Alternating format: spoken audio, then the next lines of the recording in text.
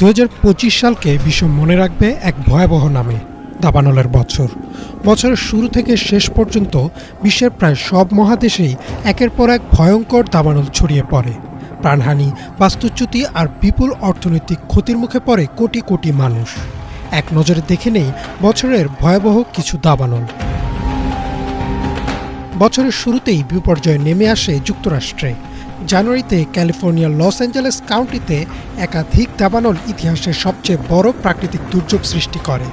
ক্যালফায়ারের তথ্যমতে এসব দাবানলে প্রাণ হারান অন্তত 28 জন এবং ক্ষতিগ্রস্ত হয় 16,000-এর বেশি স্থাপনা। এসব দাবানলে প্রায় 1,80,000 মানুষকে সরিয়ে নিতে বাধ্য হয় কর্তৃপক্ষ। বেসরকারি আবহাওয়া পূর্বাভাস সংস্থা অ্যাকুয়েদারের হিসেবে ক্ষয়ক্ষতির পরিমাণ $250 বিলিয়ন বেশি। এপ্রিল মাসে যুক্তরাষ্ট্রের নিউ জার্সিতেও দেখা যায় রাজ্যের ইতিহাসের সবচেয়ে বড় দাবানল। পাইনল্যান্ডস অঞ্চলে প্রায় 15,000 একর এলাকা পুড়ে যায়। হাজার হাজার মানুষ ঘর ছাড়তে বাধ্য হন। বছরের শেষ ভাগে ক্যালিফোর্নিয়ার টুয়ালামি কাউন্টিতেও আবার আগুন ছড়িয়ে পড়ে, যেখানে সড়কের পাশ দিয়ে এগিয়ে যেতে দেখা যায় আগুনের লেলিহান শিখা। কানাডায় মে মাসে মধ্যাঞ্চলীয় প্রদেশগুলোতে দাবানল ছড়িয়ে পড়ে। প্রায় 1,000 মানুষকে সরিয়ে নিতে হয়। আকাশে উঠতে দেখা যায় ওয়াটার বোম্বা।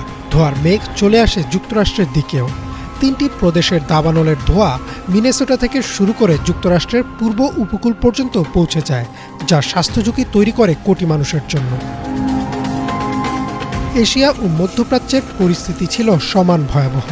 ফেব্রুয়ারিতে জাপানের ইওয়াতে প্রদেশে দাবানলে 1 জন নিহত হন, পুড়ে যায় অন্তত 84টি বাড়ি এবং 3,300 মানুষকে সরিয়ে নিতে হয় নিরাপদ জায়গায়। সিরিয়ার লাতাকিয়া অঞ্চলে পাহাড়ি এলাকায় ভয়াবহ দাবানল নেভাতে ঘণ্টার পর ঘণ্টা লড়াই করে হোয়াইট হেলমেটসের স্বেচ্ছাসেবীরা।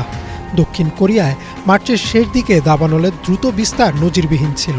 প্রায় 48,000 হেক্টর এলাকা পুড়ে যায়। ধ্বংস হয় 4,000-এর মতো স্থাপনা। প্রাণ হারান বহু মানুষ। ইসরায়েলেও এপ্রিলের শেষে প্রচণ্ড তাপপ্রবাহ ও ঝড়ো হাওয়ায় জেরুজালেমের কাছে দাবানল ছড়িয়ে পড়ে। 2025-এ সবচেয়ে বেশি দাবানলে আক্রান্ত হয় ইউরোপ। যুক্তরাজ্যের পুল ও স্কটল্যান্ডের দ্বীপ বুটে দাবানলে পুড়ে যায় বিস্তীর্ণ তৃণভূমি। ক্রোয়েশিয়ার পর্যটন এলাকা, গ্রিসের দ্বীপ চিওস, এথেন্সের আশপাশ এবং পাত্রাস অঞ্চলে দাবানলে ঘরবাড়ি, কারখানা ও কৃষিজমি ধ্বংস হয়। ফ্রান্সের মার্সেইয়ের দিকে ধেয়ে আসা আগুনের কারণে বন্ধ করে দেওয়া হয় বিমানবন্দর। স্পেন ও পর্তুগালে হাজার হাজার হেক্টর বনভূমি পুড়ে যায়। শত শত মানুষকে ঘর ছাড়তে হয়। বিজ্ঞানীরা বলছেন, জলবায়ু পরিবর্তনের কারণে দীর্ঘস্থায়ী তাপপ্রবাহ, খরা ও প্রবল বাতাস দাবানলের ঝুঁকি বহুগুণ বাড়িয়ে দিচ্ছে।